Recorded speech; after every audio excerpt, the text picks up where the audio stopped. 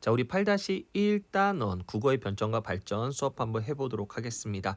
자, 이 파트가 좀 어려운데 일단 이건 중세 국어 파트입니다. 우리 훈민정음 하면 될 거예요. 먼저 우리 여기 아래 이거 자습서입니다. 교재는 자습서고 페이지는 142페이지입니다. 알아두기 보면 요거 몇 개 좀 알면 좋을 텐데 일단 언어의 역사성을 알아야 돼요.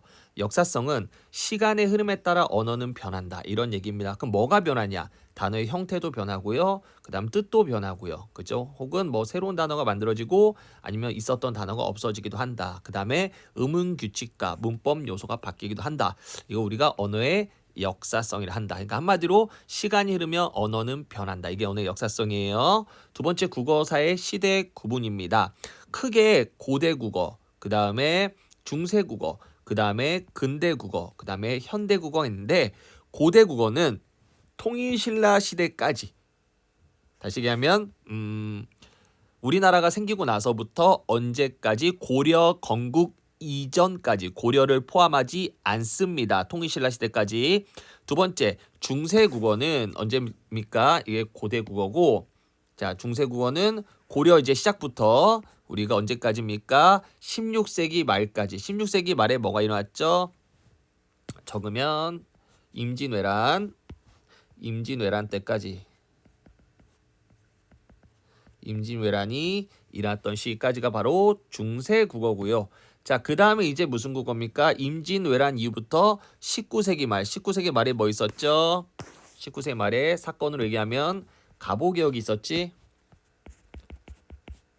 우리 19세기 말에 갑오개혁. 그래서 갑오개혁 때까지를 우리가 무슨 국어라고 합니까?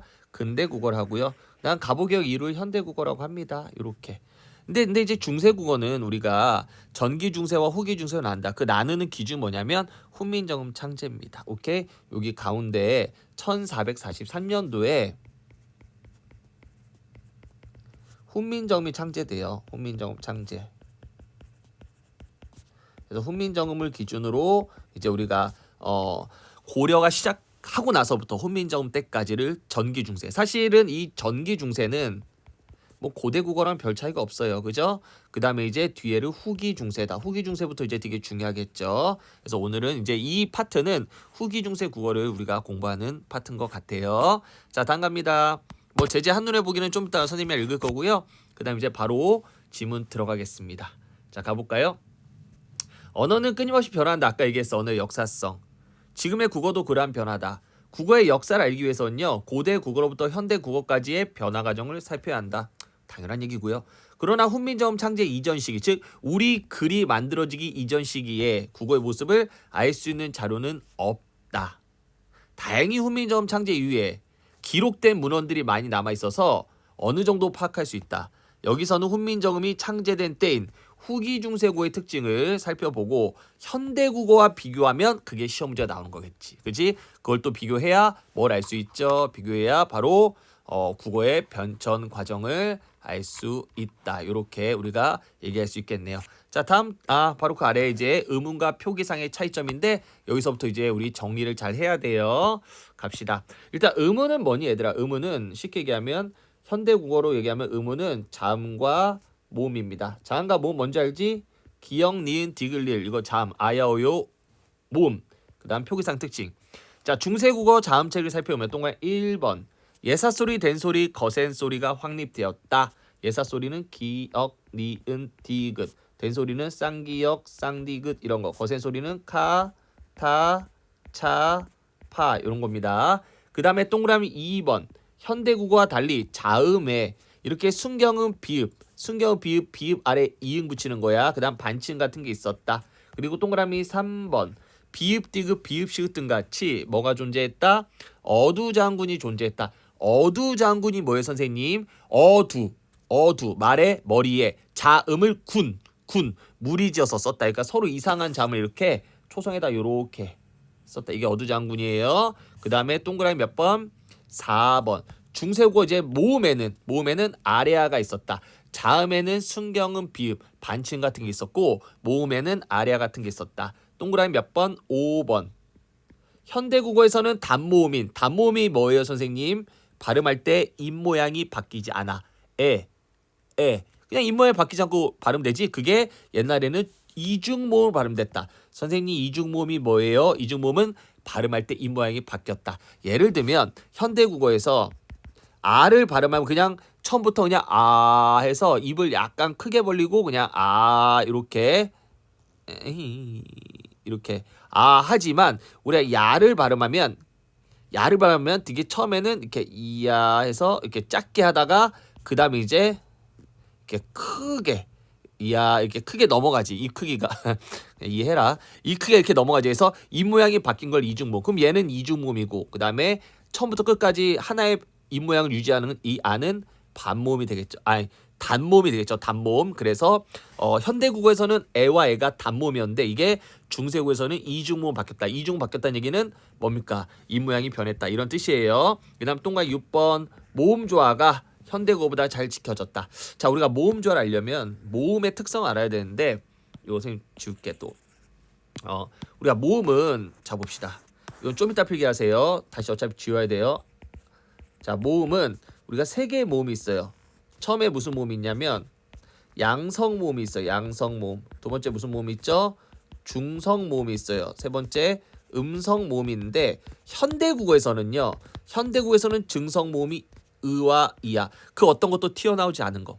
근데 양성은 우리가 중성에서 위로 올라가야지 양성이잖아. 그 다음에 오른쪽과 양성이지. 그래프 그리면 그래서 오와 아, 뭐 요와 야 이런 게 이제 양성이고 음성은 반대 우와 그 다음에 뭐 유와 여 이게 음성인데 이게 현대국어야. 근데 중세국어에서는 일단 우리가 특이한 아레아가 있지. 아레아도 양성에 속해. 아레아.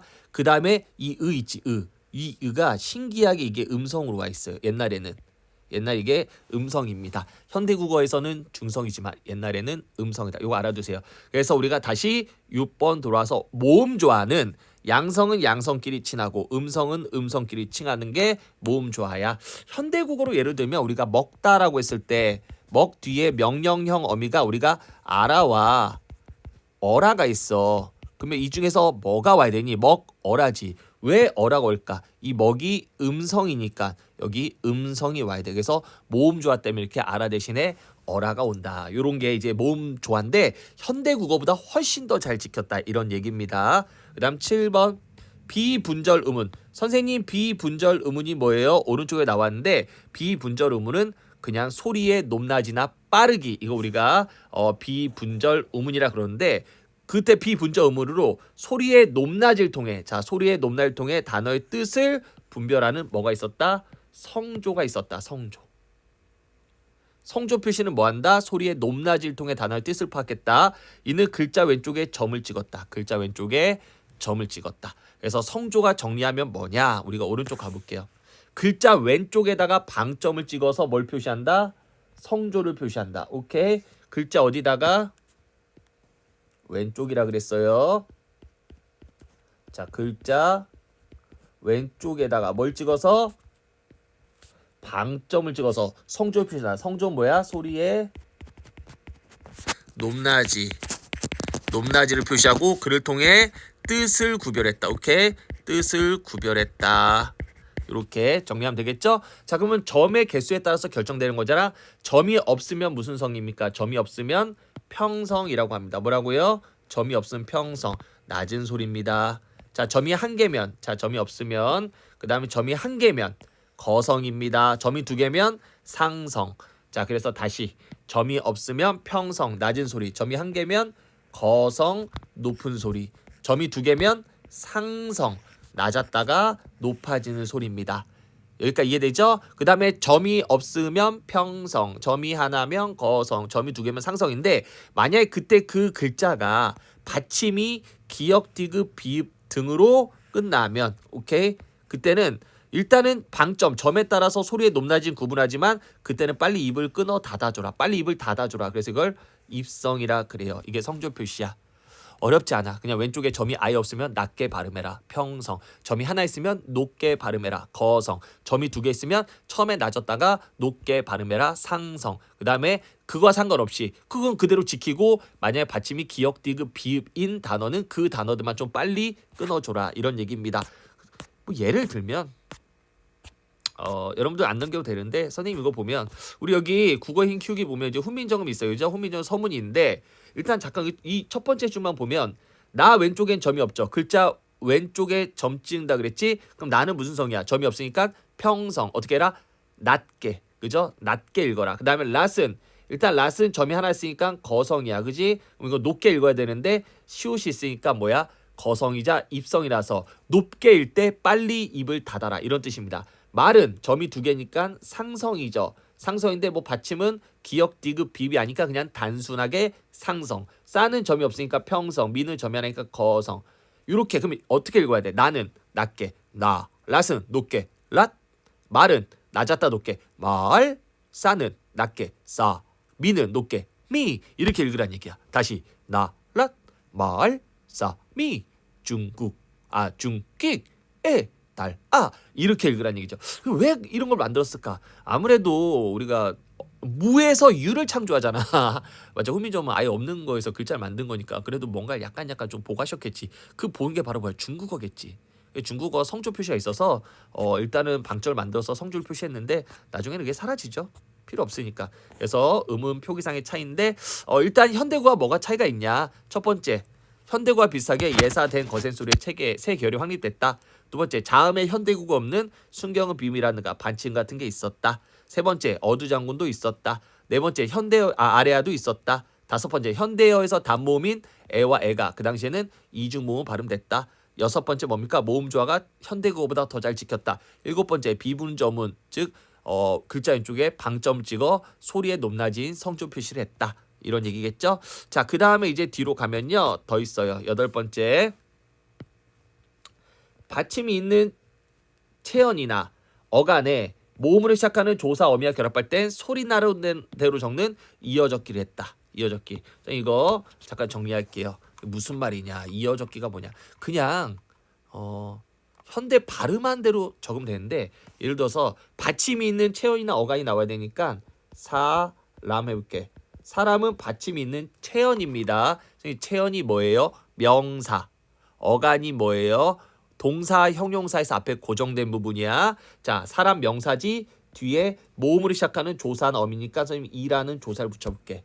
이랬을 때 얘를 어떻게 필기할 것이냐? 표기를 그대로 발음하듯이 사람이 이렇게 받침이 뒤로 넘어가면 이거 우리가 뭐라 그래? 이거 우리가 이어적기라 그래. 이어적기. 받침을 뒤에 이어 적는다. 이어적기. 다른 말로 한자로 연철이라 그래요.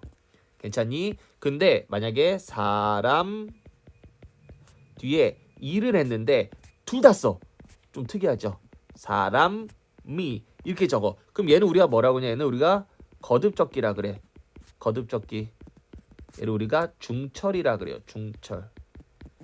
그 다음에 세 번째는요. 사람 더하기 이랬는데 현대국어처럼 그냥 그대로 사람이 이렇게 적으면 얘를 우리가 끊어적기라 그래. 끊어적기. 얘를 우리가 분철이라 그래. 분철. 자, 그럼 이거 뭐가 다르냐? 시대마다 달랐어요. 주로 이제 우리가 이어적기는 중세, 훈민정음 창제 때 주로 많이 썼고 거듭적기는 근대국어. 근대국어 언제였지? 임진왜란 이후부터 가부개혁 때까지죠. 그다음 끊어적기는 이제 가부개혁 이후에 왜 그래? 끊어적기는 가부개혁 이후에 이제 우리가 주로 많이 썼다. 현대까지 쓰고 있지 많이 썼다가 아니라 현대까지 쓰고 있다. 이렇게 정리하면 될 것 같습니다. 그렇다 해서 중세국어는 무조건 이어졌겠다 이러면 안 되고 이제 그건 이제 보고 우리가 결정해야겠죠. 그래서 예를 들어서 얘도 사슴이라는 단어가 나왔는데 사슴이 받침 뒤에 이가 왔을 때 그 사슴이로 적으면 또 깊은도 깊은을 적으면 이어적기다. 이렇게. 근데 현대국어는 주로 뭐가 된다? 현대국어는 끊어적기를 쓴다. 분철을 쓴다. 이런 얘기하면 되겠습니다. 자, 그 다음에 아홉 번째.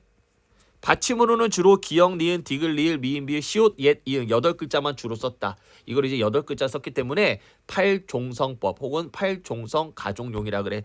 가족이 패밀리가 아니라 팔종성으로 가능한다. 사용하기에 가능하다. 이런 뜻입니다. 그러니까 8개만 써도 충분히 만족한다. 이런 뜻이에요. 그래서 팔종성 가족용이다. 이를 통해 당시의 음절말, 음절은 글자 끝에서 8개의 자음만 발음되었음을 추정할 수가 있다. 현대국어는 몇 개만 발음하지? 현대는 7개만 발음합니다. 뭐가 없어요? 현대와 중세의 차이, 요거의 차이죠? 요거 시옷. 어디 갔어요? 시옷.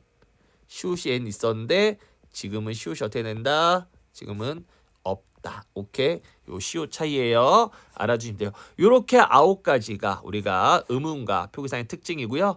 자, 그다음에 이제 어휘상의 차이점입니다. 이건 너무 쉬워요. 첫 번째, 고유의 비중이 중세국어가 훨씬 더 컸다. 뭐 예를 들어서 가람, 강이겠죠. 매는 산, 오는 백, 즘은 천. 어떻게 하냐고? 여기 아래 이렇게 살짝 적혀있네. 센스죠? 그래서 이들 모두 한자어인 강, 산, 백, 천에 밀려서 현대어에서는 쓰이지 않는다. 그죠? 현대에는 주로 이제 강, 산, 백, 천으로 쓰지. 이게 옛날 우리 고유어 쓰지 않지. 이 시기에는 동안 2번 외려도 존재했다. 뭐 중국에서 온 말, 그 다음에 몽골에서 온 말, 여진에서 온 말 이런 말 있었다.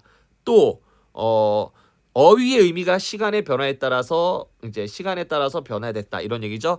아까 얘기했지만 언어의 역사성입니다. 그래서 이렇게 달라진 의미가 있다. 이렇게 적으면 되겠네요. 자, 여기까지 일단 특징을 적었고요. 그 다음에 이제 문법상의 차이입니다. 자, 문법은 좆다 중요해. 문법은 너무 어려워. 그래서 문법은 정신 차리고 보셔야 합니다. 자, 가볼까요?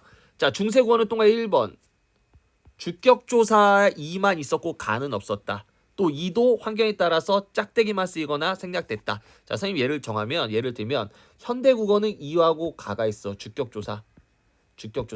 얘들아, 주격조사는 격조사잖아. 오케이? 주격조사는 무슨 조사라고요? 주어를 만드는 격조사야. 그러면 얘는 어떻게 앞에 뭐가 오니? 앞에 체언이 옵니다. 다시 선생님 미안한데 다시 적을게. 앞에 뭐가 와요? 무조건 체언이 와요. 명사, 대명사, 수사가 무조건 와야 돼요. 격조사 뒤에는. 그 다음 뒤에 이제 주격조사. 옛날에 현대는 뭐였다? 현대는 이와 가가 있다. 오케이? 현대국어입니다. 현대는 이와 가가 있었는데 중세고 때도 가는 쓰였는데 거의 안 쓰여. 주로 요 이가 제일 많이 쓰였다. 뭐가 많이 쓰였다고요? 이가 제일 많이 쓰였다. 중세고에서는 이만 있고 가는 없었다. 현대국어 있죠? 이도 환경에 따라서 중세고는 3개가 있어. 3개로 쓰여. 첫 번째 어떻게 쓰여? 이가 쓰이고, 두 번째는 짝대기, 세 번째는 빵이 쓰였다. 그럼 언제 이를 쓰고 언제 짝대기에서 언제 빵을 쓰냐? 이거는 이 앞에 체언의 모양에 따라서 결정돼요.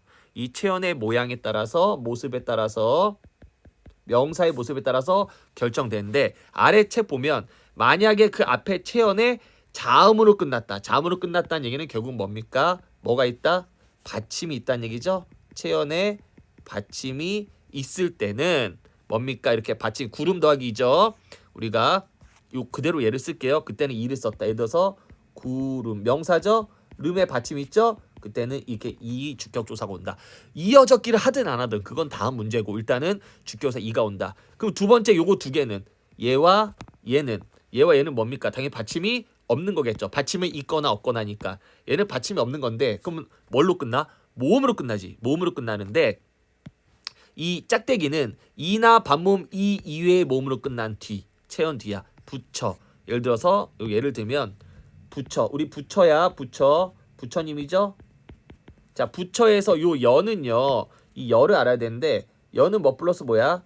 여는 반모음 이 플러스 어야. 오케이? 근데 아까 얘기했지. 이나 반모음 이 외에 모음으로 끝나야 돼. 끝난다는 얘기는 끝에를 보라는 얘기인데, 이 끝에가 어로 끝났지. 어로 끝났으면 반모음 이가 앞에 있잖아. 뒤에 없고. 뒤에 있었으면 당연히 안 되지만 앞에 있고 뒤에 어로 끝났기 때문에 이때는 뭘 붙인다? 주격조사 짝대기를 붙인다. 그래서 부태가 된다. 근데 부채라 읽지 말고 있는 것은 부처가 이렇게 읽으면 되지. 있는 건 가로 읽어도 돼. 부처가 이렇게 읽어야 된다. 무슨 말이 되니? 다시 하면 이라는 거는 언제 쓴다? 이는 언제 쓴다? 모음으로 끝나는데, 앞에 체언이 모음으로 끝나는데 이나 반모음 이 외에 모음으로 끝났을 때, 지금 여기는 어모음으로 끝났으니까 이게 가능하다라고 얘기하면 되겠죠. 그럼 이제 우리가 빵은 당연히 언제 쓰겠니? 빵은 이 모음으로 끝났을 때, 이나 반모음 이로 끝났을 때 쓰겠죠. 이거 이나 반모음 이로 끝났을 때 쓰는데, 여기 얘가 불휘가 났죠. 그럼 불휘, 현대고로 뿔인데 불휘. 그럼 이때 불휘도, 얘들아, 이때 불휘도 요거 불휘도 위도 뭐 플러스 뭐야? 원래 위도 똑같이 반모음 우 플러스, 그죠? 이겠죠, 그죠? 반모음, 단모음이네. 여기서는 그지? 여기 단모음이겠다. 우이. 여기서는 단모음 우 플러스 반모음 이. 그래서 얘는 반모음 지금 뭘로 끝났니? 얘는 2로 끝났지. 2로 끝났기 때문에 주격조사 뭐 써야 돼요? 주격조사는 아무것도 안 쓴다. 그래서 뿔휘 하면 그냥 주어가 돼요. 오케이? 주격조사 형태가 되게 중요합니다. 주격조사 형태. 뭐를 써야지 이게 되는 것인가? 뭐를 써야지 되는 것인가? 꼭 아셔야 돼요. 앞말에 받침 있으면 이를 쓴다. 앞말에 받침이 없으면 모음으로 끝났을 때 그 모음이 이나 반모음 이 이외의 모음으로 끝났다. 그러면 짝대기. 이나 반모음 이로 끝났다. 그럼 빵. 이렇게 하면 됩니다. 자, 그다음 두 번째입니다. 두 번째 어렵죠? 앞에보다. 자, 두 번째 현대국어는 명사형 어미가 음이 있는데 중세국어는 옴과 음이 있다. 옴과 음이 있다. 이거는 뭐 예를 들어서 봐봐 얘들아. 우리가 먹다를 명사형으로 바꾸면 먹기라 그래. 그지? 먹음과 먹기. 근데 우리가 그제 음을 보자. 음만 볼게. 뛰다, 뛴, 웃다, 웃음, 놀다, 노름 이러잖아. 현대국어는 음밖에 없어. 현대국어는 명사형 음이 음밖에 없는데 중세국어는 명사형 음이 옴과 음이 있다. 옴과 음. 그럼 이것도 왜 두 개 쓸까? 당연히 앞에 어미니까. 얘들 어미는 앞에 뭐가 와야 돼? 어민 앞에 어간이 와야 돼. 어간. 어간 뒤에 어미가 오는 거야. 이 어간의 모양에 따라 결정되는데 이 어간이 무슨 모음이면 양성 모음이면 양성 모음 뒤에서는 옴. 음성 모음 뒤에서는 음이다. 아까 우리 모음 했지? 아까 모음 이만 중성이고 중세국어 오아 요야 이거는 양성 우어 유여 으는 음성이다. 그럼 예를 들어서 얘를 어디다 쓸까? 여기다 쓰자. 어차피 명사형이니까 예를 들어서 우리가 쓰다란 단어가 있자. 쓰다 use 사용하다. 영어로 use 사용하다. 쓰다라는 단어가 있다. 이때 명사음이 늘려면 어떻게 해야 되냐? 이게 어간이즈 쓰가 이거 양성이야 음성이야? 아까 은은 음성이라 그랬지. 그럼 이때는 명사형음이 옴 대신에 음을 써야 됩니다.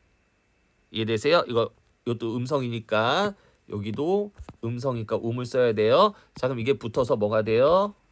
붙어서 숨 이렇게 되는 겁니다. 이렇게 명사형음이 음이 있었다. 그리고 뭐 중세국어도 명사음이 기를 사용했는데 많이 사용하진 않았어요. 요거 알아두시면 되고요. 그 다음에 세 번째 어렵다. 중세국어에도 주체 높임, 객체 높임, 상대 높임 있었는데 모두 뭐한다? 모든 경우에 선어머 어미를 사용했다는 점이 현대국어가 다르다. 그럼 현대국어 내에 선어머 어미 뭐가 있다? 현대국어의 선어머 어미는 주체 높임만 있다. 현대국어는 주체 높임, 선어말, 어미만 있다.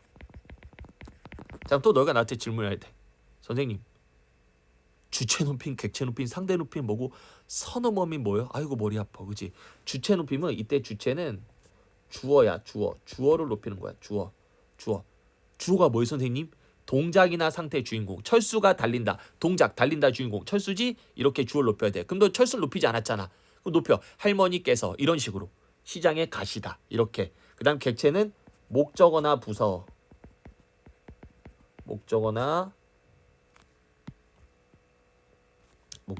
부서. 자, 목적어는 뭐예요? 을의 대상. 부사는 에게의 대상. 에게 이렇게. 상대 높임 선이 뭐예요? 청자를 높인 거야. 청자.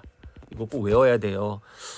문법 파트는 그러니까 이게 중세문법만 공부한다 해서 되는 게 아니야. 현대문법도 다 알고 있어야지 풀 수 있기 때문에 꼭 외우셔야 합니다. 그래서 주어를 높이면 주체 높임, 목적어나 부서를 높이면 객체 높임, 청자를 높이면 상대 높임인데 옛날에는 이 주체의체 상대 높일 때 다 선어머미가 있었다. 선어머미. 옛날에는. 근데 현대국어는 주체 높임에만 선어머가 있다. 그럼 선생님 선어말 어미는 또 뭐예요? 라고 얘기하면 선생님 이것도 가볍게 가볼게. 봐봐. 우리가 먹다라는 단어 있지. 먹다. 에이.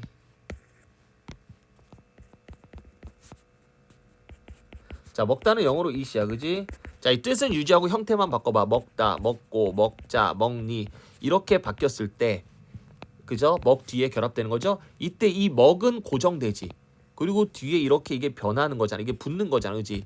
이렇게 앞에 고정된 부분은 우리가 뭐라 그래요? 어간이라 그래요. 그렇게 뒤에 붙는 거를 뭐라 그래? 어민데. 자, 근데 이게 문장 끝에 왔잖아. 이게 하고 이제 우리 거의 끝낼 거잖아. 이때 이 어미를 무슨 어미였냐? 문장 끝에 왔기 때문에 어말어미라 그래. 무슨 어미? 선생님 주고 다 있을게. 어말어미라 그래. 어말어미. 말 끝에 왔다. 근데 내가 이거를 뭘로 쓰고 싶냐면 과거, 현재, 미래 이렇게 시제를 쓰고 싶어. 그럼 우리가 여기다가 내가 얻다 이렇게 쓰겠지. 얻다. 그치? 그 다음에 의시다. 의시다. 원래 드시다인데 그냥 의시다 이렇게 높임도 썼지. 이 두 개는 시제와 높임을 나타낸 이 표현은 어말어미 앞에 왔지. 그래서 이거 우리가 선어말어미라 그래. 이때 선은 먼저 왔다. 어말어미보다 먼저 온 어미. 선어머미는 높임과 시제가 있어. 시제. 근데 우리는 여기서 이제 뭘 해야겠다? 여기서 이제 우리는 높임을 알아야 된다. 요겁니다. 그래서 우리가 주어를 높이기 위해서 여기다가도 선어말 넣고 목적어, 부사어, 그 다음에 청자를 높이기 위해서도 선어말 쓴다. 현대구어는 주어에만 쓴다. 이런 얘기. 그럼 뭐가 있다? 주체 높임의 선어머미는 시와 샤가 있다. 시와 샤. 선어머미예요. 자, 이렇게 하면 좀 어려울 거야. 정리해 줄게. 객체는 삽자 마비 있다. 그다음 상대 청자를 높일 때는 이와 이시 있다. 이건데 그럼 이걸 어떻게 해야 되냐? 여기 적혀 있어요. 여기 되게 잘 정리됐네. 자, 일단 봅시다. 아까 선생님 얘기했지만 다시 볼게요. 봐봐. 가다 이러면 가가 어간이지. 그죠? 선생님 어간은 어떻게 구해요? 기본형을 만든 다음에 다만 빼면 돼. 먹다. 기본형 먹다지. 거기서 다를 뺀 나머지가 어간이야. 웃어라. 너 좀 웃어라. 그럼 기본형 만들어봐. 웃다지. 웃다. 거기서 다 빼면 웃이 어간이야. 어간. 그럼 얘가 다는 어말어미거든. 이 중간에 이제 뭐가 와요? 선어말어미가 오는 거죠. 이렇게 이 중간에. 그러면 뭐가 와야지 어떤 선어말이 올 수 있을까? 뭐 주체, 입체, 상대가 올 수 있는데 자 이거는 봐봐 얘들아. 우리가 주체, 객체, 상대 높임인데 일단 주체 높임의 선어머미는 시와 샤가 있다 그랬어. 이거는 객체만 딱 써 있네. 객체만 써 있으니까 선생님이 이거를 필기를 선생님이 좀 해야 될 것 같아. 선생님이 이거는 주체, 객체, 상대를 다 선생님이 정리해 주는 게 아무래도 내가 봤을 때는 너희한테 좀 더 유리하지 않을까라는 생각을 하는데 잠깐만 선생님이 백지 종이를 하나 만들어서 선생님이 한번 써볼게요. 요거 자 이거는 선생님 백지 종이 써서 만드는 게 좀 나을 것 같아. 요렇게 해서요. 여러분들은 필기 뭐 아래에다 일단 다 보고 나서 결정하세요. 보고 나서 나도 어떻게 이거를 만들어야 될지를 고민해야 되니까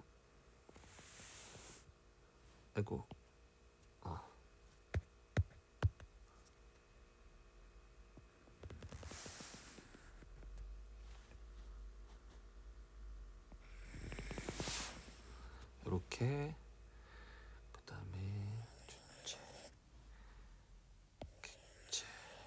이렇게 한번 해볼게요. 일단은 선생님이 여기는요 주체 높임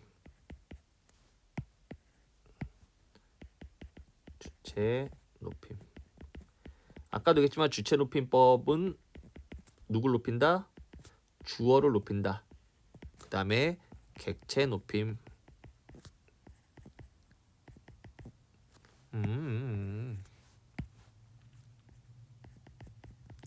객체품법은 누굴 높인다? 목적어나 부사를 높인다. 을의 대상 혹은 액의 대상. 그 다음에 상대 높임법. 상대 높임법 누굴 높인다? 청자를 높인다. 청자. 자, 이렇게 결정하고요. 여기는 아까도 얘기했지만 어간의 끝소리. 어간의 받침으로 하는 게 나을 것 같다. 어간의 받침이에요.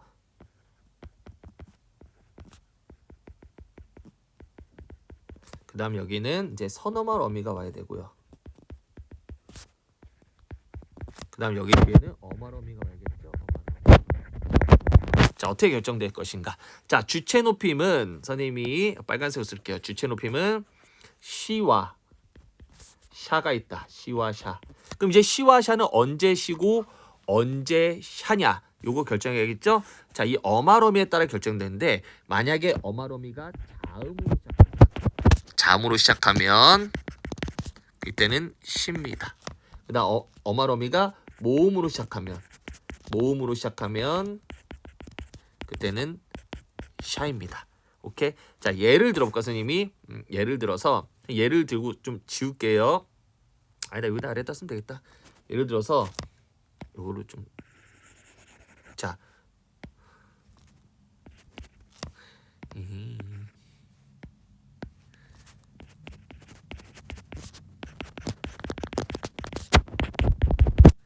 자, 예를 들어서 어머니께서 집에 가고 했단 말이야. 가고. 그럼 뭐가 와야 돼, 여기에? 어머니께서 집에 가고 하면 이게 어간이고 이게 어마러미지. 이거 기역으로 시작했지. 그럼 그때는 앞에 시가 와야 돼. 오케이? 가시. 그다음 어머니께서 집에 가아 이러면 이때 뭐가 와야 돼?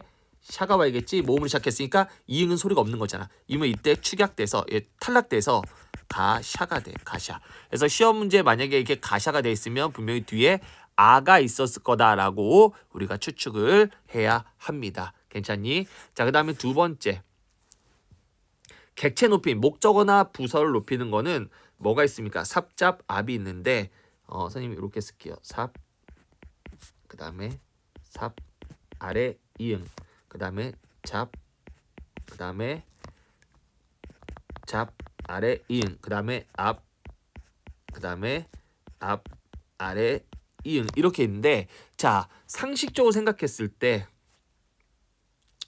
이거는 왜 빨간색으로 쓰고 이거는 모르겠다, 그냥 쓸게요. 자, 요게 시옷이냐 그 다음에 요게 지읒이냐 얘는 세모냐는 어디가 더 가까워? 어간의 받침이랑 더 가깝지. 그래서 어간의 받침에 따라 결정됩니다.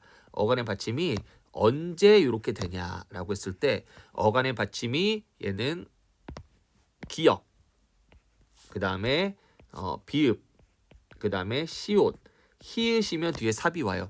잡은요 디귿, 드트, 즈, 츠. 그 다음에 압은 우리가 울림소리라고 하죠. 울림소리. 울림소리는 뭐가 있죠? 노란 양말, 니은, 리을, 미음, 이응. 그 다음 혹은 모음. 이때 이게 오고요. 그 다음에 뒤에 이제 어마러미의 첫 소리가 자음으로 시작하면 그때는 그냥 비읍이 오는데 받침이 요 비읍이냐 비읍이냐 결정되는 거야. 모음으로 시작하면 그때는 비읍 이응이 온 다음에 연철돼요. 연철 뭔지 알죠? 연음 된다고. 그럼 예를 들어서 나는 할머님의 말씀을 듣고 이러면 할머니 말씀을 듣고 할머니의 말씀 을이잖아. 을. 그래서 할머니 말씀을 높일 거잖아. 을 듣고 하면 앞말의 받침이 뭐니? 디귿이지. 디귿이니까 여기 디귿이 오니까 잡이 와야 되는데 뒤에 기역을 시작했으니까 잠을 시작했으니까 그냥 비읍이 오면 되니까 듣잡고 이렇게 하면 돼. 오케이? 또 나는 할머니 말씀을 이러면 어떻게 돼? 그러면은 똑같이 디귿이가 잡이 와야 되는데 뒤에가 몸을 시작했기 때문에 뭐가 옵니까?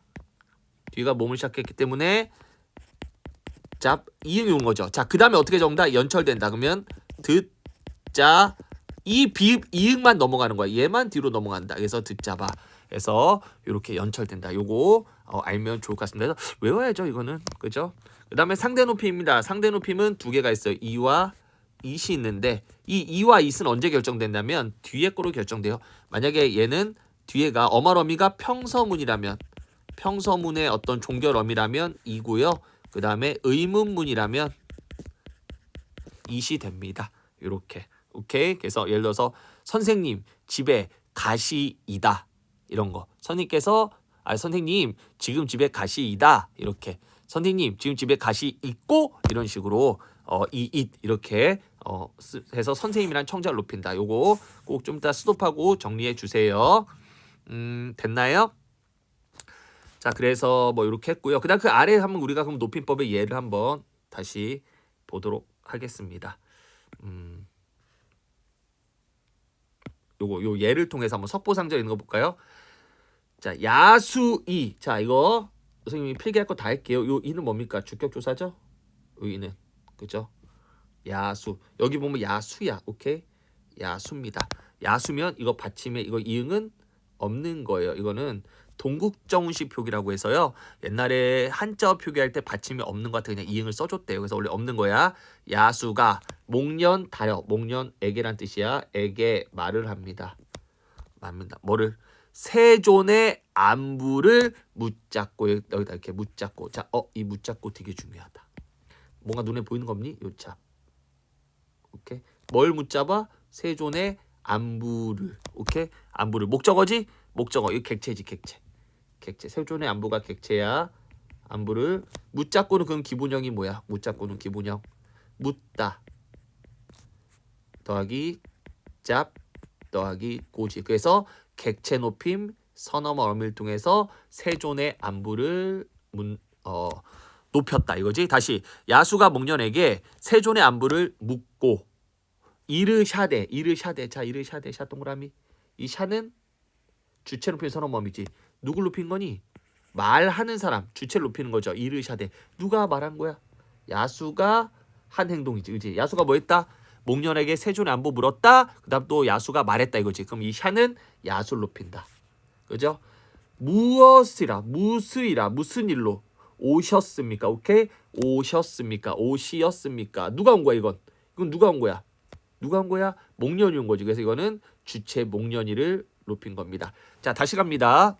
이거 되게 잘해야 돼요. 야수가 한 행동을 정리하자. 야수는 첫 번째 세존한테 목련한테 물어봤다. 두 번째 그리고 말했다. 오케이? 그래서 야수가 한 행동은 목련한테 묻고 그 다음에 말했다. 그러니까 여기서 말하는 잡은 목련한테 세존의 안부를 물었기 때문에 세존의 안부라는 객체를 높이기 위해서 잡을 썼고요. 그 다음 니르샤드에서 샤는 주체 높임이지만 여기서는 야수를 높였다. 그 다음에 무슨 일로 오셨습니까? 이 시는 당연히 뭐예요?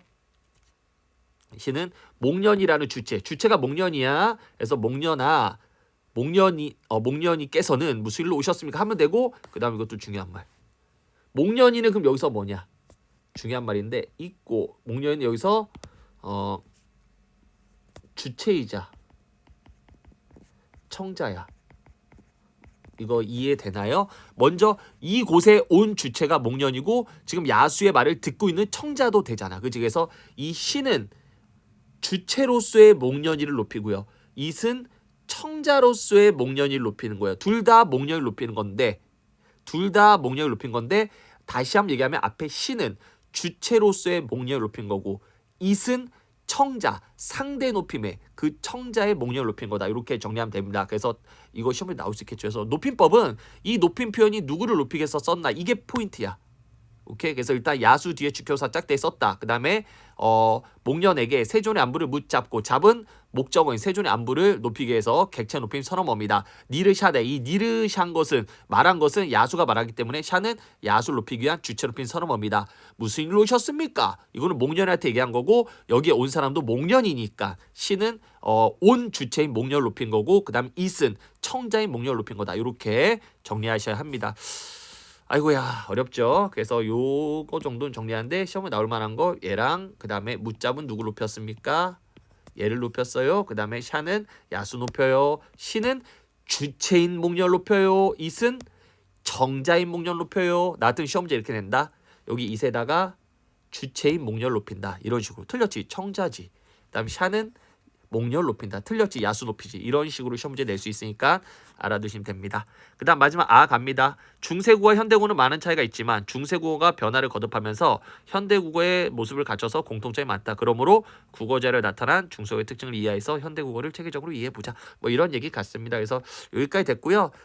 다시 한번 얘기하지만 문법상 차이가 가장 어려워. 그래서 이거는 꼭 이해하고 안 되면 선생님한테 계속 질문하시면 될 것 같습니다.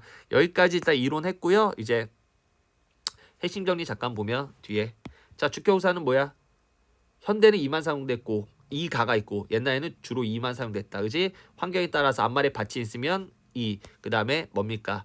받침이 없고 이 외에 몸으로 끝나면 시작되기 그다음에 이나 반모미로 끝나면 생략되기도 했다. 명사 의미는 옴, 음이 있다. 그 이유는 모음조에 따라 기도 가끔 사용했다. 주체 높임 선어범위 시샤가 있다. 객체 높임은 삽잡 압이 있다. 상대 높임은 이와 이이 있다. 요거 현대우어는 시만 된다. 이런 거 알아두시면 될 것 같습니다. 여기까지 했고요. 이제 우리가 훈민정음 한번 앞에 배운 거를 바탕으로 훈민정음을 분석해야 되는데 그 다음 용비어천가도 분석하고요. 분석 한번 해보도록 합시다. 자, 세종어제 훈민정음입니다. 일단 먼저 나올 만한 건 다 찍고 넘어가도록 하죠. 이왕 하는 거. 자, 먼저 첫 번째 여기 색칠돼 있죠? 뭐라 적혀 있어요? 동국정시 한자음 표기. 이거 뭐라 그랬어요? 우리 한자음을 중국 원음에 가깝게 표기하기 위해서 어떻게 했다? 그냥 쉽게 얘기하면 받침이 없는 뭐에 한자어에 이응 표시를 했다. 이응 표시를 했다. 자, 요 이응이 있고 요 이응이 있잖아. 얘는 소리가 있어요. 얘는 소리가 없어요. 그래서 동국정시 표기는 발음은 하지 않아요. 표기만 해요. 발음은 하지 않는다. 이게 포인트입니다. 다시 얘기할게요. 동국정시 한자음은 표기만 합니다. 알아두시면 됩니다. 그래서 세종어제 훈민정음. 여기서 생 요거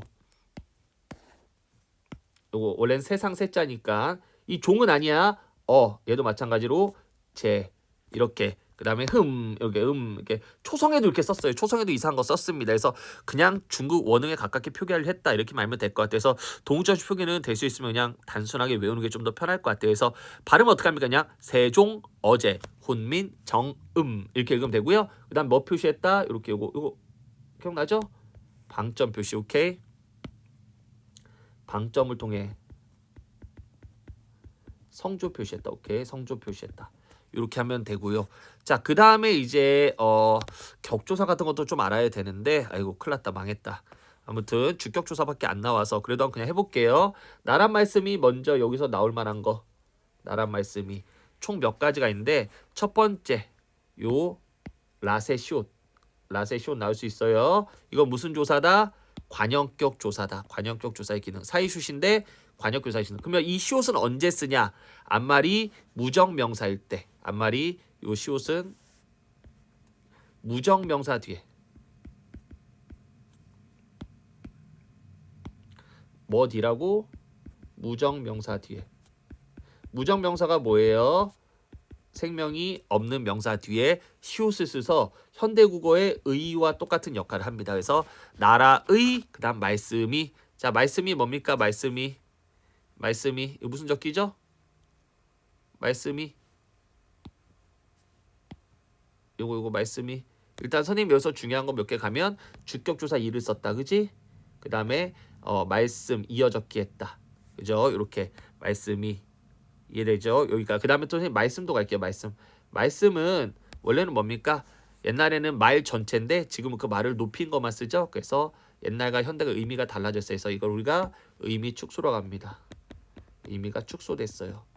옛날에는 말 전체를 얘기했는데 지금은 높인 말만 얘기하죠. 낮춘 말은 얘기하지 않습니다. 그래서 의미 축소. 그래서 나라 말씀에서 나올 수 있는 거 네 가지. 첫 번째 관형격 조사. 무정명사 뒤에 관형격 조사 역할을 하는 시옷. 그 다음 말씀이에서 이어적기. 주격조사 이. 그 다음에 의미 축소.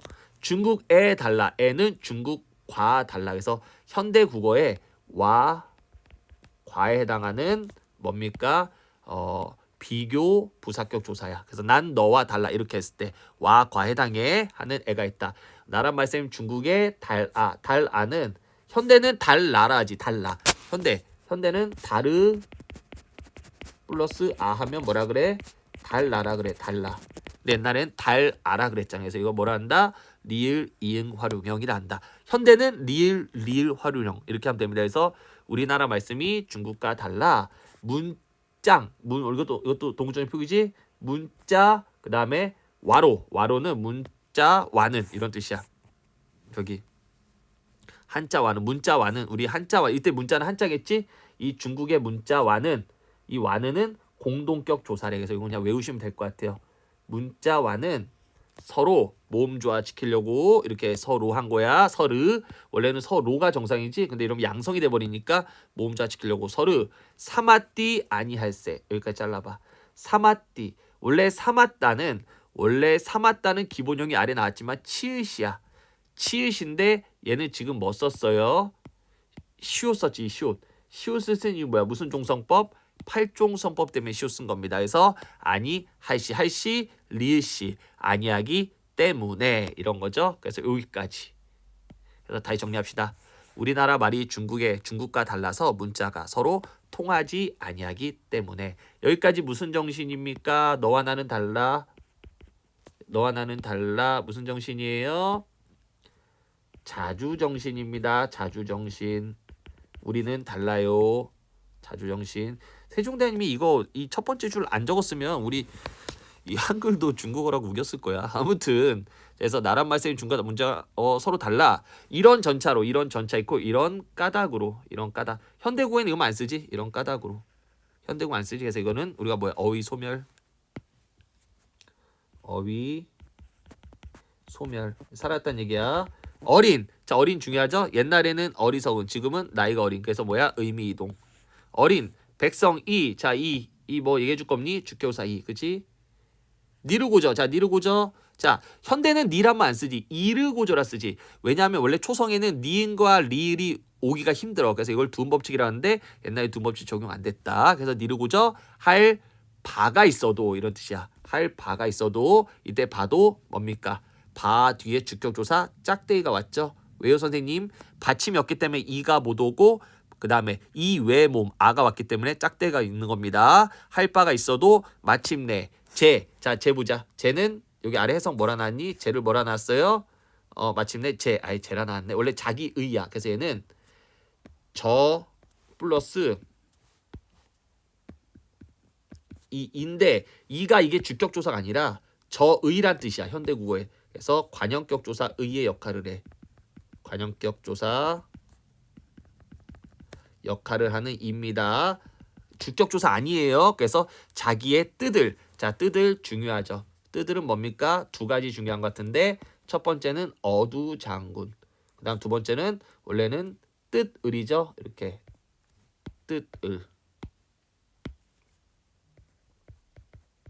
뜻을인데 디귿이 넘어갔기 때문에 이어적기. 그치? 이어적기도 쓸게요. 뜻을 실어 표디 원래 표지죠. 표지인데 표디라고 얘기했으니까 원래 D 더하기 2가 뭐가 되죠? 원래 D 더하기 2는 원래 지가 되죠. 이걸 국외음화라고 하는데 옛날에는 국외음화가 적용 안 됐네요. 그래서 국외음화 적용 안 됨. 표지 못할 노미. 자, 노미도 중요하죠. 노미는 옛날에 사람 전체, 지금은 남자만 얘기하니까 의미 축소. 그 다음에 주격조사 뭐가 쓰였을까요? 원래 놈 이겠죠. 주격사 이가 쓰였어요. 근데 이게 뒤로 갔으니까 무슨 적기 했어요? 이어적기 했죠. 이렇게 가면 되겠죠. 뜻을 실어 표지 못할 놈이 많다. 여기까지 이해됩니까? 자, 다시 보면 이런 까닭으로 전차로 어휘 소멸 어린 의미 이동 백성 이 주격조사 이 니르고저 두음법칙 적용 안 된 할 바 짝대기 주격사 짝대기 있어도 마침내 제 여기서는 저 플러스 관형격 조사 역할하는 이. 그 다음에 뜨들 어두장군 이어적기 실어 표디 국외어만 적용 안 됨 못할 노미 의미 축소. 그 다음에 주격조사 이 이어적기 많다. 내가 나야. 이어서 내는 뭐야? 나이죠. 이제 나간데 주격사 이. 이제 암호음이니까 주격사 이가 쓰이겠죠. 암호음이니까 해서 주격사 이가 쓰입니다. 해서 내가 주격사 짝대기. 그치? 이를 위하여. 이것도 어두장군 위하여. 어여삐 중요하죠. 옛날에는 불쌍히, 지금은 뭡니까? 예쁘게 의미 이동. 너겨 뭐야? 두음법칙 적용 안 된 거죠? 여겨니까 지금 두음법칙 적용 안 됨. 새로 스물. 자, 스물 중요한 단어입니다. 스물은 현대국어는 원수모마가 돼서 스물이라고 하는데 옛날에는 원수모마 적용 안 돼요. 선생님 원수모마가 뭐예요? 원수모마가 뭐냐면 우리가 비음, 비읍 이렇게 피읍 입술 소리 뒤에 의가 오면 이 의가 뭘로 바뀐다? 우로 바뀌어야 돼.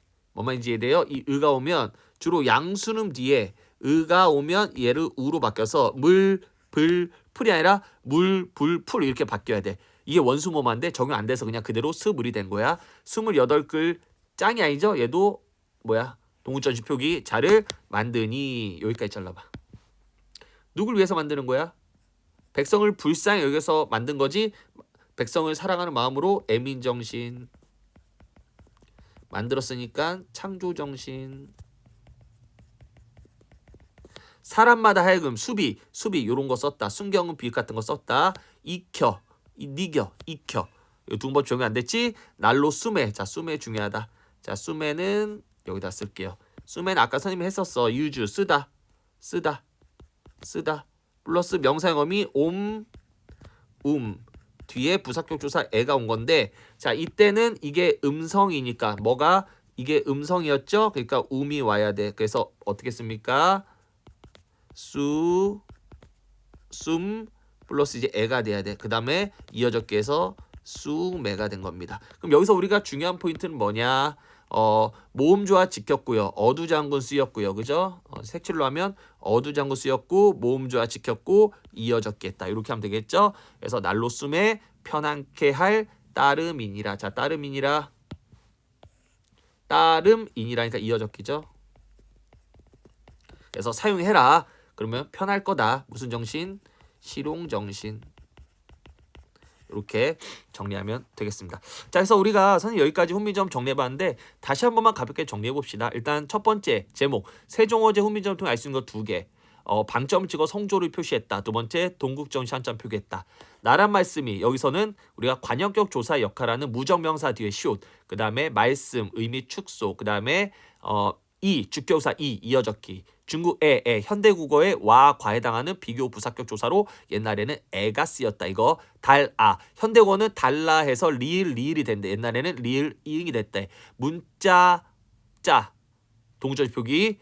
그 중국 문자 와는 공동의 부사격 조사. 서르 모음조화 지키려고 로가 아니라 르가 된 거지. 사마띠 팔종성법 아니하기 때문에 자주정신. 이런 전차로 어휘 소멸, 어린 의미 이동, 백성 주격조사 니르구조 두 법칙 적용 안 됨, 할바 주격조사 짝대기. 그 다음에 있어도 마침내 제는 저 플러스 관역격 조사 역할하는 제 뜨들 어두장군. 그 다음에 이어적기 싫어 표디 구개마 적용 안 됨, 못할 노미 의미 축소. 그 다음에 이어적기. 그 다음에 주격사 많다. 이렇게 되는 거죠.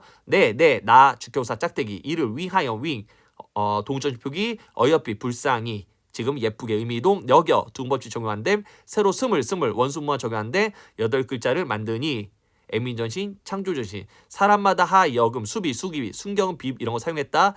니켜 두음법칙 적용 안 됐다. 날로 수매 명사형음이 중에 모음조화 지켜서 음을 썼고 이어적기 했다. 어두장구 썼다. 편안케 하고 잘 따름이니라. 이어적기 실용전신. 졸라 빡세네. 이렇게 선생님처럼 이렇게 한 줄 한 줄 이거 다 지우고 한 줄 한 줄을 이렇게 갖고 놀아야 합니다. 완벽히 얘기해야 시험장 가서 그냥 바로바로 쓸 수 있죠. 알겠죠? 파이팅. 너희가 시험자나. 그러니까 다 이거 외워야겠죠? 이렇게 하고요. 세종어미 훈민점 얘기했고요. 여린힐씨입니다. 여린힐씨 언제 썼냐? 관형사형 어미 리을 뒤에 쓰이거나 사이소리를 쓰는 제한된 환경에 썼다. 이 정도만 알면 되고요. 현대국어에 사용하지 않는 의문을 모두 찾아보자. 뭐 현대국어 사용 아래야 같은 거, 순경 비읍 이런 거, 그죠? 다시 여린힐 관양섬이 을 뒤에 썼기 때문에 우리 어디 썼지? 여기 잠깐만 여기 그렇지? 그다음에 여기 그렇지? 이렇게 관형사용 전섬이 뒤에 썼지? 요거 그다음에 현대 음상 차이 어두장군, 그렇지? 어두장군. 그다음 명사형 전섬이 이런 게 썼다. 그다음에 현대국어는 어두장군이 존재하지 않지. 현대국어는 이렇게 어두장군이 존재하지 않습니다. 그다음에 성조 표시, 그죠? 현대는 안 했다. 그다음에 표기상의 차이 뭐야? 아래야와 이어적기 현대는 끊어적기를 주로 썼다. 이렇게 적으면 되지. 의미가 달라졌지. 어린 옛날엔 어리석은, 지금은 나이가 적은. 의미 이동. 노미 옛날엔 사람 전체, 지금 남자. 의미 축소. 어여삐 옛날은 불쌍하다, 지금 예쁘다. 의미 이동. 이렇게 정리했죠. 이렇게 여러분들 정리하시면 될 것 같습니다. 아이고 빡세. 그 다음 6번 주격조사 차이. 옛날에는 이 주격조사 이도 썼지만 짝대기도 썼다, 그지? 근데 현대는 그냥 이 아니면 가를 쓴다. 이렇게. 그 다음에 숨의 명사형음이 옛날에는 지금은 이렇게 해서 옛날 중세용어는 양성음은 음성이면 현대는 그냥 음으로 통일됐다. 이렇게 정리하면 될 것 같고요. 이제 우리가 이거를 또 중세고의 특징을 용비어천가를 통해서 한번 우리가 또 판단해 봅시다. 용비어천가도 있는데 한번 볼까요? 자, 뿌리 깊은 나무는 바람에 아니면 일시. 자, 뿌리 깊은 나무 여기서도 일단 우리가 알아야 될 게 있어요. 첫 번째 뭐야? 요 휘 뒤에 주격조사 뭐가 썼을까? 아까 했지 우리 주격조사 생략. 왜 생략이에요, 선생님? 한 번 더 얘기한다. 이 휘의 위는 뭐 플러스 뭡니까? 얘는 우 플러스 반모음 이니까 반모음 이나 이 뒤에서는 주격조사 생략한다. 아까 모르면 다시 돌아가라. 뿌리 깊은 이어졌기. 남근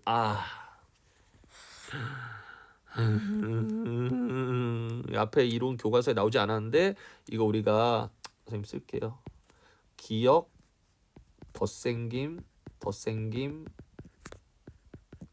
체언이라 그래요. 이게 뭔 소리야? 라면 봐봐. 체언이니까 명사지. 원래 나 뭐야? 나무 뭔지 알지? 트리. 나무 뒤에 만약에 모음으로 시작한 이렇게 조사가 붙잖아. 이렇게 보조사죠. 붙으면 진짜 신기한 일이 벌어지는데 어떤 일이 벌냐면 이 끝에 이 모음이 탈락해요. 탈락하고요. 그 다음에 여기에 기억이 첨가돼요. 기억 첨가. 그래서 나, 네모, 기억, 은 이렇게 됩니다. 오케이 맞죠? 근데 이게 이름 이상하잖아. 그래서 이거 앞에 이거 받침으로 가고 뒤에 첫수로 가면 남근이 돼요.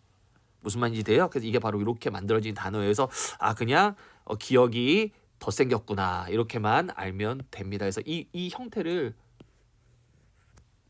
좀 알면 땡큐죠? 그래서 이거 외워주세요. 바람에는 바람 플러스 에야. 얘도 무슨 조사입니까? 이 에 부사격 조사죠? 부사격 조사인데 뜻이 있어요. 뿌리 깊은 나무는 바람에 안이 흔들린대. 그럼 얘는 원인이야, 원인. 그치? 바람이라는 원인에 안이 밀시, 안이 흔들려. 그래서 곧이다, 곧. 이거 뭐야? 선생님 받침 팔종성법 기역, 니은, 디귿, 리을, 미음, 비읍, 시읒, 옛, 이육만 되지 않나요? 맞죠? 근데 지 썼지. 이건 우리가 훈민정음 창제 때 쓴 건데 이건 뭐냐면 종성, 부용, 초성이라 그래. 훈민정음에서 받침은 초성 거를 다 써라라고 원래 만드셨어. 원래는 그렇게 했는데 조금 시간이 흘러서 이제 그 중에서 8개만 줄인 거거든. 그 전에 종성, 부용, 초성으로 받침을 썼다니까. 우리가 그러면 결론적으로 받침 표기는 종성, 부용, 초성 즉 그냥 17개 모든 받침을 다 쓸 수 있는 거와 그 다음 8개만 쓸 수 있는 게 있는데 그 8개 제외한 나머지 쓰면 그냥 종성, 부용, 초성이다. 이렇게 알면 되고요. 사실은 선생님 이거 교과서만 해서 그렇지 항상 선생님 수업하기 전에 뭐 합니까? 선생님 수업하기 전에 항상 뭐 해야 됩니까? 선생님이 기본 이론을 꼭 들으셔야 돼요. 그래서 아무튼 뿌리 깊은 나무는 바람이 아니 흔들기 때문에 꽃이 좋고 이거 뭐 안 됐어요? 원래는 조죠? 국의 음화 안 됐죠? 국의 음화가 됐으면 조가 된대. 그치? 안 됐고요. 그죠? 원래는 교죠. 원래는 그치? 원래 좋고니까 그치? 이 히읗이 뒤로 넘어가서 축약이 돼버렸네요. 그치? 특이하죠?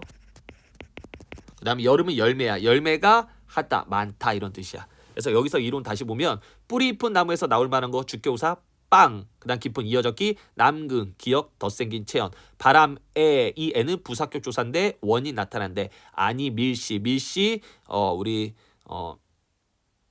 때문에란 뜻입니다. 이거 종속적 연결어미 곧 종성, 부용, 초성 받침 썼다. 교고 국외마 적용 안 됐다. 축약됐다. 여름 많다. 마찬가지 샘이 깊은 물은 자 이것도 샘이 그럼 얘는 주격조사 뭐가 쓰였을까? 이게 샘이지 받침 있으니까 얘는 주격조사 이가 쓰였죠. 그죠? 얘는 주격조사 지금 달라요. 얘는 이가 쓰였어요. 샘이 깊은 똑같이 이어졌기. 물은 자 물 요 물 아까 선생님 얘기했지. 뭐 얘기했죠? 미음, 비읍, 피읍 뒤에 의가 뭘로 바뀐다? 우로 바뀌는데 얘는 안 바뀌었지? 얘도 마찬가지로 원수모마 안 된 거죠. 샘이 깊은 물은 그 다음 이어졌기지. 가뭄에 가뭄을 우리가 가말이라 그래. 옛날에는 가뭄이 가말이었어. 가말. 얘도 플러스 애야. 이 애도 마찬가지로 무슨 조사입니까? 부사격 조사고 얘도 원인이에요. 똑같이 원인이에요.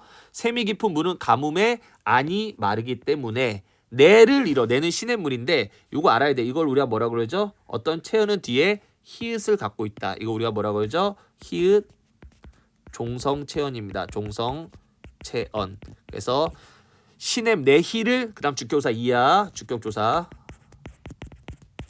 그래서 시냇물을 이루어 바다에 간다. 자, 바다 이거 볼게요. 바다는 바랄 플러스 n데 이때 n은 얘도 부사격 조사야.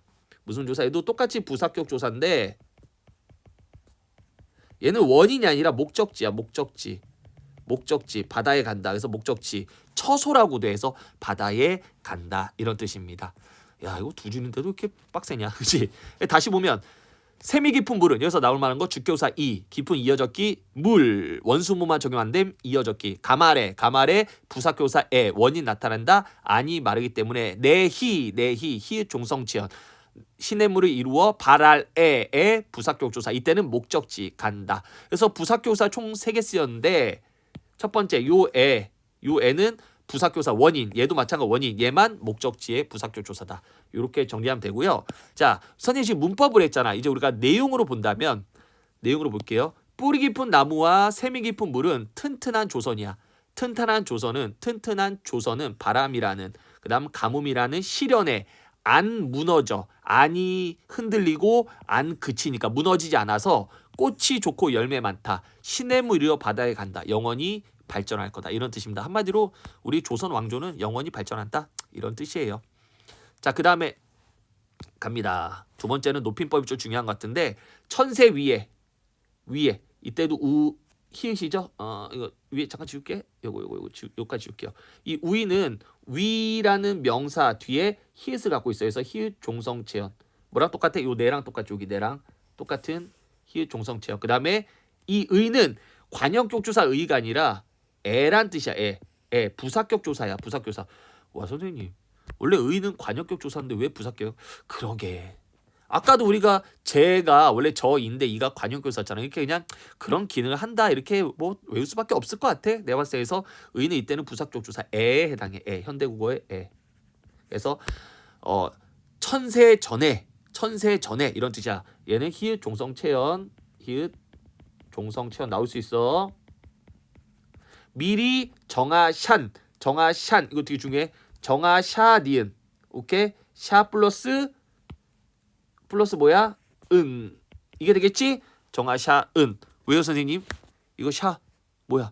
주체 높임 선어머미 뒤에 샤 뒤에 뭐지?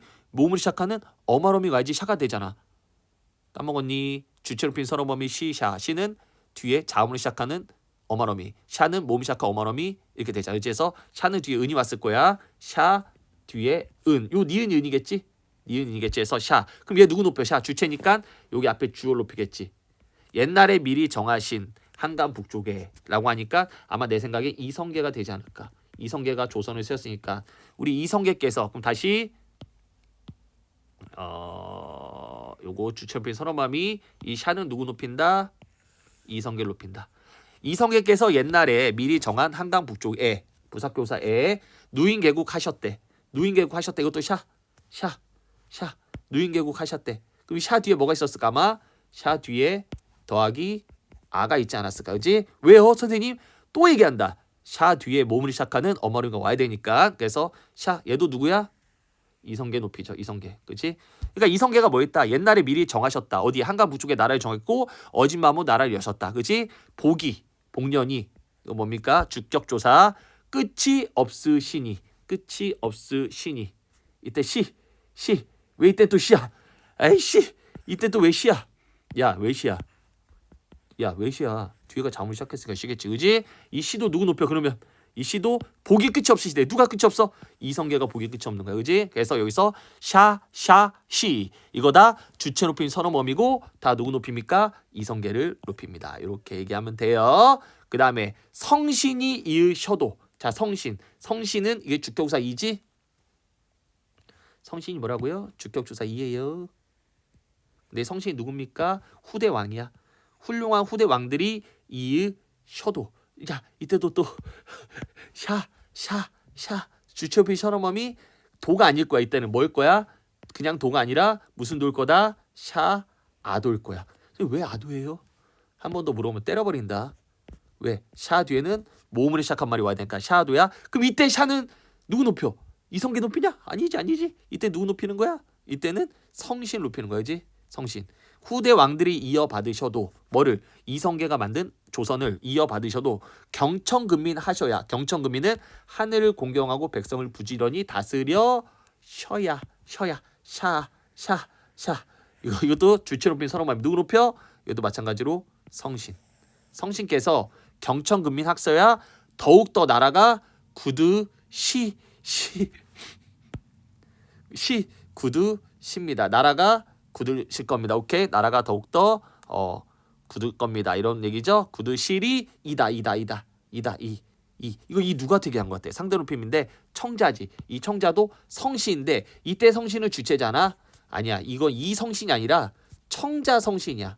청자인 성신한테 얘기한 거야. 성신들아, 후대 왕들아, 이런 얘기입니다. 그 다음 시도 마찬가지로 주체 높이니까 주얼 높이겠죠. 그러니까 임금하, 이 하, 이거 하는 뭐냐면 혹격 조사인데 임금니마 이런 뜻이야.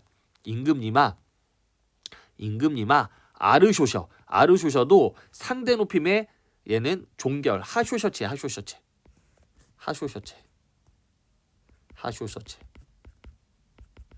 현대국어에 씁니다랑 똑같아. 씁니다.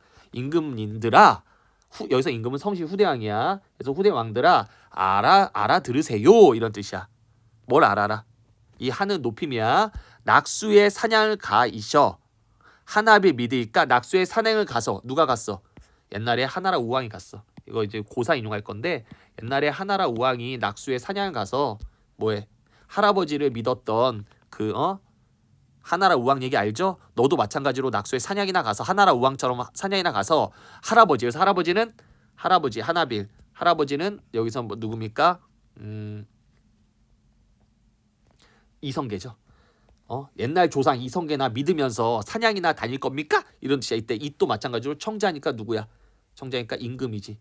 임금들아 임금 이꼴 누구야? 후대왕이지. 후대왕들아 들어라. 너도 중국의 왕처럼 사냥 가서 태강왕이죠. 그죠? 태강왕처럼 사냥 가서 사냥이나 처하고 옛날 그 조상인 우왕을 믿을 거냐? 이런 뜻입니다. 선생님 왔다 갔다 하죠. 그러니까 이게 지금 문법을 하다가 내용까지 해야 되니까 일단 다시 두 번째 거 보면 천세 위에 여기서는 뭡니까? 시험에 나올 만한 거 찍자. 우희는 히읗 종성체형 우 뒤에 히읗 그다음 정하 샤 그다음에 누인계곡 하 샤 봉리의 끝이 없을 시 이건 다 앞에 생략 때 이성계를 높인다. 주체 높인 선어멈이고요. 그 뒤에 성신이 이때 이는 주격우사 성신이라는 후대왕을 얘기하죠. 이의 샤도 이때 샤도 주체 높임이지만 이성계가 아닌 성신 높인다. 경청근민 하샤 이때 샤도 성신 더욱더 구두실이 이다. 시도 성신 이는 이때는 성신이라는 주체가 아니라 청자인 주체야. 그래서 이 성신은 청자이자 주체가 됩니다. 그러니까 임금들아 성신들아 후대왕들아 아르쇼셔 이 쇼셔는 하쇼셔체 씁니다. 너 임금 그러니까 후대왕들아 들어라. 너네도 그 중국의 태강왕처럼 조상 하나빌 그 자기 할아버지 우왕만 믿고 낙수에 사냥만 다니던 태강왕처럼 그렇게 쳐놀기만 할 거니 그러다 너희도 나라 망한다 이거야. 그러니까 이성계 조상만 믿지 말고 너희가 잘해야 된다 이런 뜻입니다. 이때 이또 청자인 임금을 높입니다. 그래서 임금은 청자니까 얘는 청자예요. 임금하는 얘는 청자입니다. 그래서 청자야 들어라 임금들아 들어라 너희들 있까 그럴 겁니까? 그래서 임금 높이고요. 한마디로 태강왕 고사를 들어서 태강왕처럼 그러다 망한다 이거야. 오케이? 태강왕처럼 조상만 믿었단 망한다. 후대 왕들아 옛날 조상 이성계만 믿었다가 너희 망한다 이런 얘기입니다. 그래서 여러분들 이렇게 정리하셔야 돼요. 여기서 이 포인트는 결국은 125장은 높임법이네. 높임법에서 누굴 높이냐? 아까 얘기했지만 똑같은 사람을 높이더라도 그 사람이 주체일 수도 있지만 청자일 수도 있어. 이거 되게 중요한 말이에요. 예를 들어서 이 이는 위에 성신이라는 주체를 높인다. 이러면 틀린 거죠. 청자인 성신을 높이는 거야. 요것만 정리 잘 해주세요. 자 여기까지가 이제 우리가 목표 학습이었고요. 용비어창가 왜 썼냐? 세종이 지었죠. 훈민정음을 이제 바탕으로 쓴 최초의 작품이고요. 조선 건국은 정당했다. 그다음에 후대 왕들아 잘해라 라는 내용을 썼습니다. 그 다음 125장 관련된 고사인데요. 중국 하나라 우왕의 손자 태광왕이 낙수에 사냥 가서 맨날 돌아오지 않아. 왜? 할아버지만 믿었던 거야. 옛날 할아버지가 정치를 잘해서 그 할아버지만 믿고 맨날 쳐놓으니까 폐위됐어요. 그러니까 후대 왕들한테 지금 조심해라. 너희도 그러다 폐위될 수 있다. 타산지석으로 삼아라. 타산지석 뭐야? 남의 잘못을 잘 보고 저렇게 하면 안 된다. 이런 얘기죠. 용비어천가 세모 반침 아래야 썼다. 현대는 쓰지 않는다. 성조 용비어천가 썼었나 성조? 왼쪽에 썼네요. 근데 현대는 쓰지 않는다. 그 다음에 이어적기 보편 끊어적기다. 어휘 하다가 많다다. 근데 현대는 하다가 두 영어로 액션이고 여름은 열매다. 근데 우리 여름은 봄, 여름, 가을 사이 여름이다. 그 다음 문법 주체어필 시샤가 사용됐고요. 상대론필 선어범위 이 시사용됐고 주격사 이가 사용되거나 아니면은 생략되기도 했죠.